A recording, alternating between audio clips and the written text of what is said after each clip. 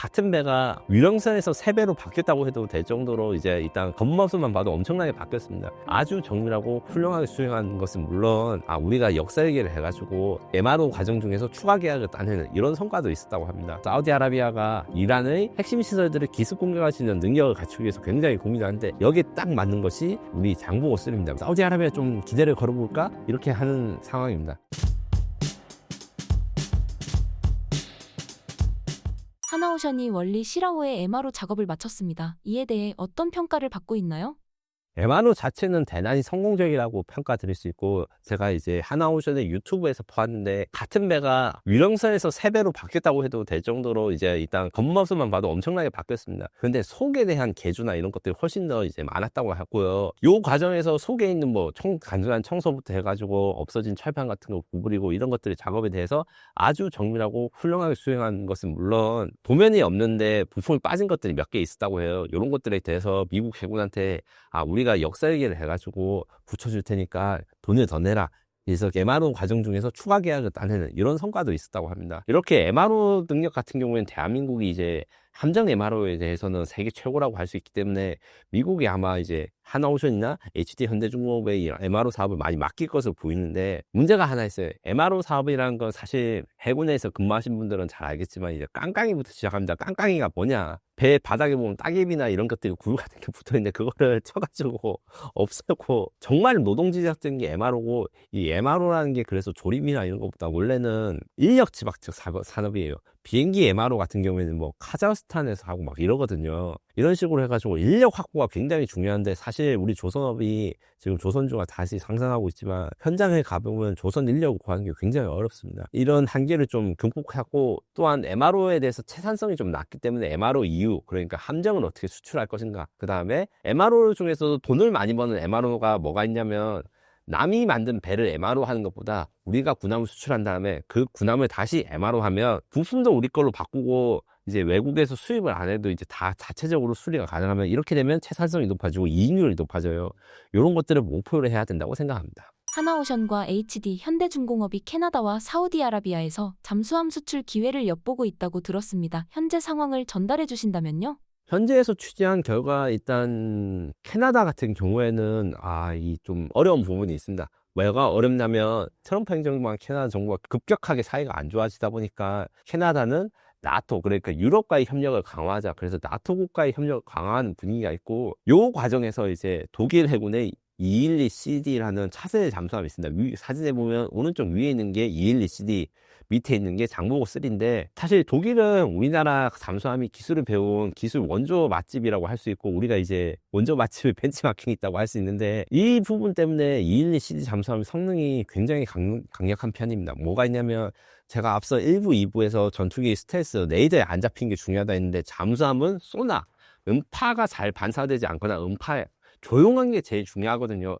요 기술에서 사실 독일이 한국보다는 좀 더 앞서 있고, 특히 212CD 같은 경우에는 신개념 스텔스 설계를 도입해가지고 영국의 강점이 있습니다. 대신에 212CD 같은 경우에는 SLBM을 발사할 수 없어요. SLBM이 이제 약간 그 나라의 독침 전력이라 할 수 있는, 언제 어디서나 기습을 할 수 있고, 잠수함이 잠수를 한 상태에서 발사할 수 있으니까 언제 발사하는지 모르는 이런 여러 가지 장점이 있으나, 문제는 캐나다가 이런 SLBM에 대한 수요가 많지 않아요.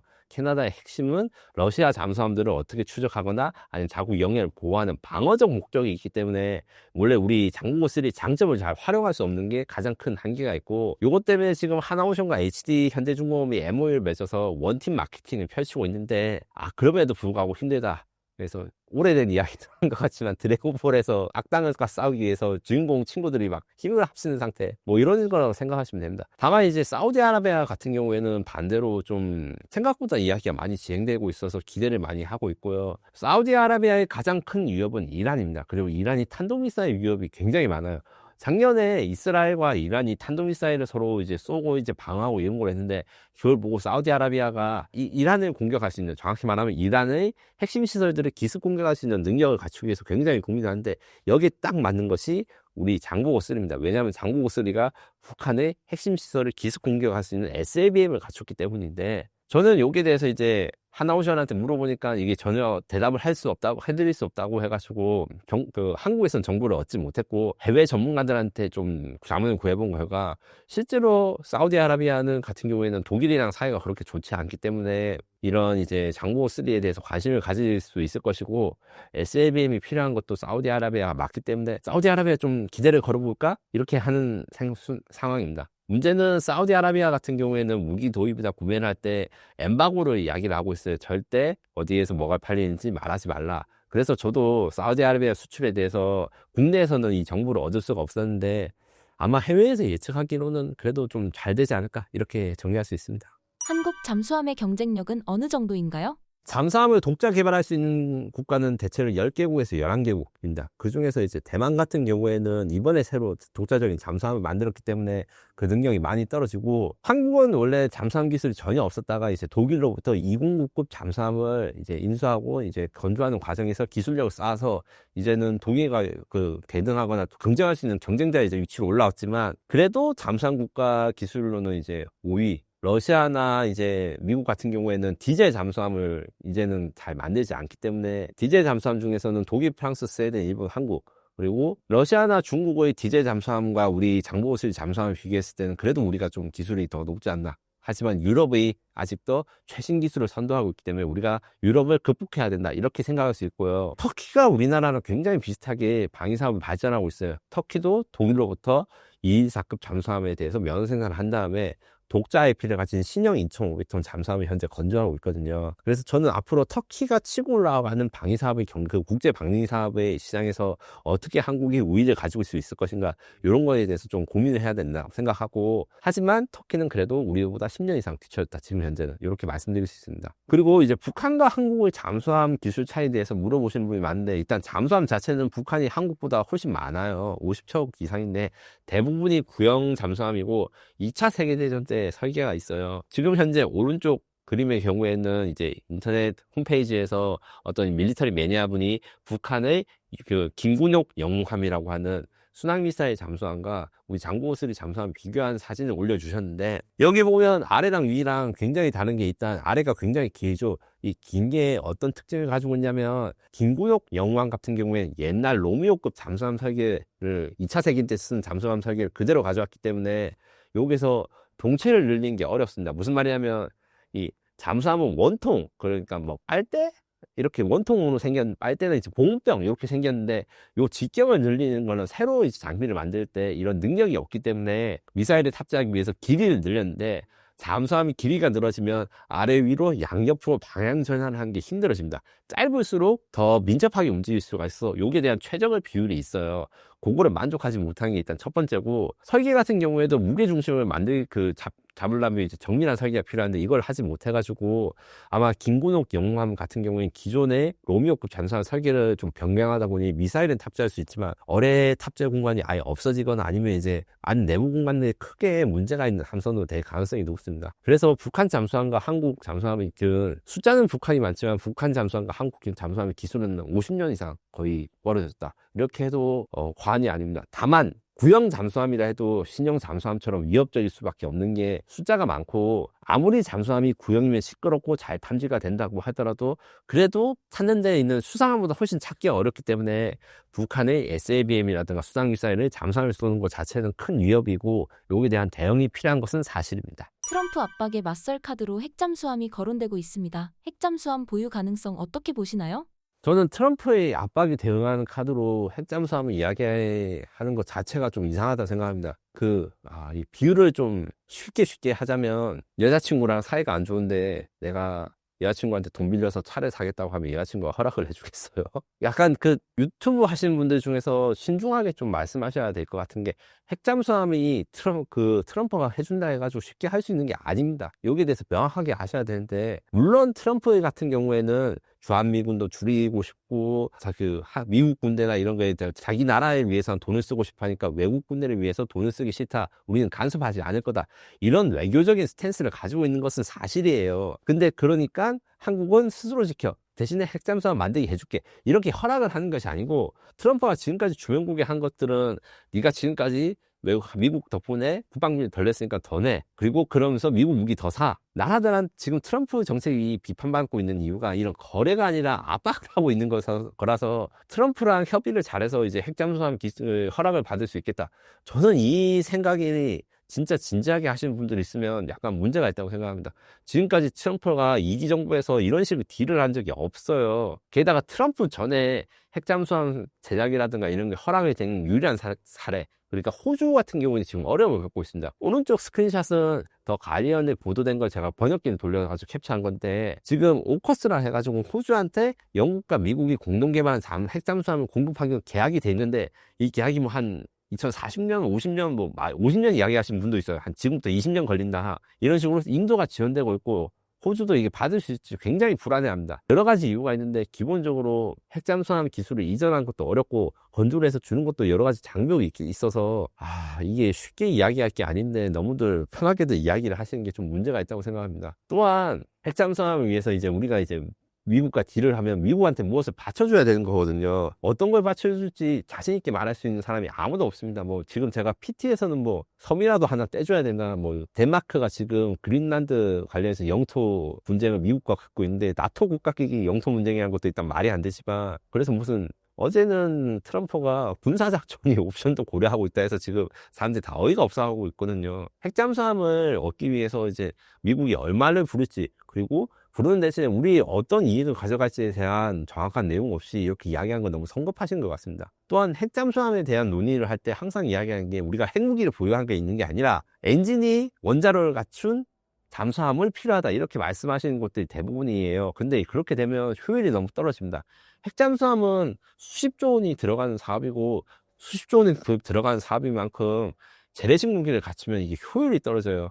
왜냐하면 아무리 큰 핵잠수함이라 해도 탄도미사일이나 SABM을 10개에서 12개 요 정도 갖추는데, 요 정도는 F-15K 전투기 한 대에서 두 대가 폭격할 수 있는 양에 불과하기 때문이거든요. 기습 공격을 하는 장점을 살리기 위해서는 핵무기 보유가 필요한데, 원자력 잠수함만 가지고 이제 핵무기는 안 가지겠다 하면 사실 믿을 나라는 전 세계에 없습니다. 얘는 핵무기를 가지기 위해서 그 전 단계로 지금 장난을 치고 있고, 이렇게 생각을 하는 거지. 그리고 핵무기 보유에 대해서 쉽게 보유를 할 수 있다, 우리가 언제든 나서면 핵무장이 가능하다, 이것도 좀 문제가 있어요. 현실적으로 이야기를 해야 됩니다. 기본적으로 만드는 것 자체도 어려울 뿐만 아니라, 이 만들고 나서 우리나라는 지금 북한의 핵 위협을 받고 있으니까 다른 나라들이 우리나라 핵무장을 도와줄 거야, 이렇게 생각하거나 도와줄 거가 아무도 없습니다. 왜 아무도 없냐면, 국제정세는 아주 냉철하고 자기 이익이 맞기 때문에, 사실은 미국 포함해서 우리나라 외의 다른 모든 국가들은 한국이 핵무기를 가져가지고 북한과의 핵 균형을 이루는 것보다 지금 상황을 더 선호하기 때문에 지금 상황이 이루어진 거라 생각하셔야 돼요. 이게 냉철한 국제 질서입니다. 그렇기 때문에 우리가 핵무장이라든가 이런 것들에 대해서 해외 국제사회의 허락을 받지 않으면 기본적으로 방위사업 자체가 불가능해지고 수출이 불가능해지고 국가 경제에 미치는 영향을 좀 알아야 되는데, 이거를 다 제치고 이제 한국이 핵잠수함을 만들어야 된다, 허락을 받아도 그 돈은 다 우리 세금 그리고 국방비로 내야 되기 때문에, 항공모함 건조라든가 우리 차세대 전투기 사업, 차세대 전차 사업, 이런 것들이 다 포기를 해야 되는 상황입니다. 핵잠수함이 있다면 북한에 어느 정도의 위협이 되는 걸까요? 핵잠수함이 있다면 북한 입장에서는 위협이 되는 게 사실입니다. 핵심은 앞서 보여드린 김군옥 영웅함 같이 핵미사일이라든가 전략핵 미사일을 탑재하고 있는 잠수함을 우리 핵잠수함이 계속 추적할 수 있고, 그 임무를 한국이 한다는 것에서 의미가 있습니다. 지금은 현재 한국의 잠수함은 디젤 잠수함, 그래서 연속 자항 시간이 짧아가지고 이런 임무에 대해서 잘 하지 못하는데, 지금 미국이 한미동맹의 일환으로서 미국의 핵잠수함이 북한의 항구를 감시하거나 이런 임무를 하고 있어요.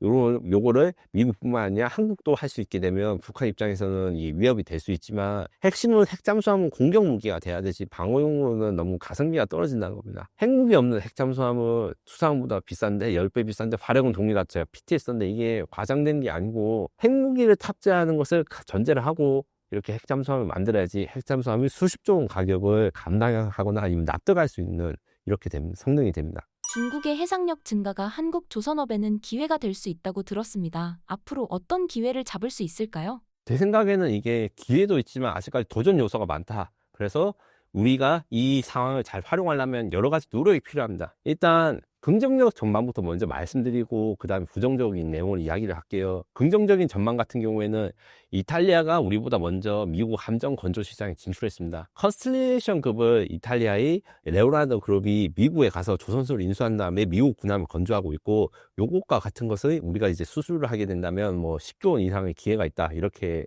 이야기를 할 수 있고, 이게 이탈리아 방식으로 우리가 건조를 하게 되면 뭐 우리 정주 대항함 이지스함이라든가 KDDX가 이제 미국 버전으로 바뀌어서 건조되면 뭐 우리는 이제 6척, 7척 건조하는데 미국은 뭐 20척 뭐 이렇게 건조하니까 엄청난 기회가 될 수 있는데, 실제로 미국의 뭐 해군이라든가 여러 가지 분들이 중 전문가 분들 중에서는 한국과 일본이 미국의 군함을 건조하지 못하면 중국과의 군함 건조 경쟁에서 이겨낼 수 없다. 왜냐하면 미국의 지금 조선 산업이 굉장히 안 좋기 때문에. 이런 것들이 있는데, 사실은 이 긍정적인 전망을 많은 이야기하기에는 우려사항이 너무 많습니다. 무슨 말이냐면, 일단 컨스텔레이션이라고 이탈리아가 먼저 군함을 건조하고 있다고 했는데, 이게 이탈리아에서 건조한 게 아닙니다. 이탈리아 회사가 미국의 조선소를 인수한 다음에 미국 사람을 고용해가지고 건조를 하고, 이탈리아가 원래 가지고 있던 군함을 그대로 장비를 싣는 게 아니라 미국이 가진 군함 성급 규격이라는 게 있습니다. 무기라든가 아니면 문짝 사이즈 같은 것도 사실 다 달라요. 이런 것들을 맞춰가지고 수정 계약을 하고 이제 설계 변경을 하는데 엄청나게 시간과 돈이 많이 소비되고, 그 다음에 미국에서 건조를 하다 보니까 미국의 조선 산업이 쇠퇴하는 이유가 괜히 쇠퇴하겠습니까? 이 숙련된 노동자가 없어요. 그러니까 일정도 초과되고 비용은 늘어나가지고 굉장히 이탈리아가 고생을 하고 있어서, 우리가 이제 뭐 존수법이라든가 여러 가지 법적 규제 다 통과하더라도 결국에는 우리 조선 인력의 뭐 미국에 파견을 가거나 아니면 미국 사람을 고용해가지고 미국에서 생산하거나 이렇게 해서 미국 군함을 생산할 가능성이 크고, 미국 조선 사람이 로비력이 막대하다는 걸 저는 이야기하지 않을 수가 없는 게, 뭐 누가 이제 미국이 한국에서 배를 건조할 수 있도록 법을 개정하겠다 이래가지고 확인해 보니까 지역구가 유타예요. 유타는 바다가 없어. 바다가 있는, 조선소가 있는 지역의 국회의원들이 진짜 필사적으로 반대를 할 겁니다. 그리고 트럼프가 한국의 그 조선 산업에 대해서 협력을 요청하는 거는 미국 조선 산업을 재건하는데 한국이 협력을 해라 가지, 한국 조선 산업을 키워주겠다가 아닌데, 이것을 좀 오도하시는 분들이 좀 많아서 이 냉정하게 상황을 지켜보셔야 됩니다. 그래서 제가 PT에 좀 돈만 투자하고 실제 이득은 없을 수 있다고 쓴 게 너무 부정적으로 생각한다고 비판하시는 분도 있겠지만, 저는 이게 단순한 부정이 아니라 현실적으로 바라보고 그 수지 타산을 잘 맞춰보지 않으면 큰 낭패를 볼 수 있다, 이런 말씀을 드릴 수 있습니다. 다만 그래가지고 우리는 영원히 미국의 군함을 만들 수 없어, 이게 절대 아닙니다. 기회를 잘 잡아야 된다. 지금 현재 이야기하고 있는 건 뭐 이지스함을 한국이 건조하고 KDDX를 건조하고 10,000톤급 7,000톤급 배를 건조하는 이야기를 하는데, 미국 해군의 미래 계획은 사실은 이런 데 있지 않습니다. 소설 유령함대라고 아주 재밌는 미국에서 만든 소설이 있는데 한번 보시면 되는데, 이게 무슨 스토리냐면, 중국과 미국이 3차 대전으로 태평양에서 붙는데 중국 해군력이 너무 강해요. 여기 대응하기 위해서 미국이 무인 스텔스 드론 배를 만들어 가지고 대항을 해서 이긴다는 건데, 이게 실제로 연구가 되고 있습니다. 드론 함선 이런 것들 같은 경우에는 크기가 작고 그 다음에 빨리 생산할 수 있기 때문에 기술 이전 같은 게 편해요. 요거에 관련해 가지고 우리 조선 사람이 미국 조선소랑 협의를 하거나 미국의 소형 조선소를 인수를 한 다음에 교육시켜서 소형 함선에 대한 대량 생산 능력이나 기회를 잡으면, 저는 여기에서 굉장히 큰 기회가 있을 거라 생각하고, 실제로 제가 오른쪽 PT에 넣은 그 테네브레스라는 배가 굉장히 저는 의미가 있는 배라고 생각해요. 이게 뭐냐면 HD 현대중공업과 팔란티어, 그 미장하신 분들은 누구나 다 알고 계십니다. 그 AI 대장주라고 하시는 이 이제 팔란티어랑 협의를 해서 HD 현대중공업이 무인 함정의 플랫폼을 만들고, 팔란티어가 자율주행 기술이라든가 이런 AI 소프트웨어를 만들고, 그리고 팔란티어의 형제 회사인 안드로이사의 그 공격 드론 같은 걸 갖춰가지고 무인 공격 배를 만드는 시험적인 프로젝트가 지금 진행되고 있거든요. 이런 게 이미 미국과 한국이 협력하고 있으니까 이런 것들을 잘 발전시켜서 새롭게 떠오르고 있는 무인 함선 분야에서 한국과 미국이 좀 진출을 하고, 그리고 현실적으로 미국 배를 한국에서 건조하는 거는 미국이 법 수정해야 될 게 한두 가지가 아니고, 미국 조선 사업을, 그리고 우리가 현실 살려야지 않으면 미국이 허락을 안 해줘요. 그렇기 때문에 미국 조선 사업을 좀 도와줄 수 있고, 이렇게 하는 방법으로 이제 소형 함선, 무인 함선에 대한 협력 강화, 이런 것들을 좀 추진해 볼 필요가 있다, 이렇게 말씀드리고 싶습니다.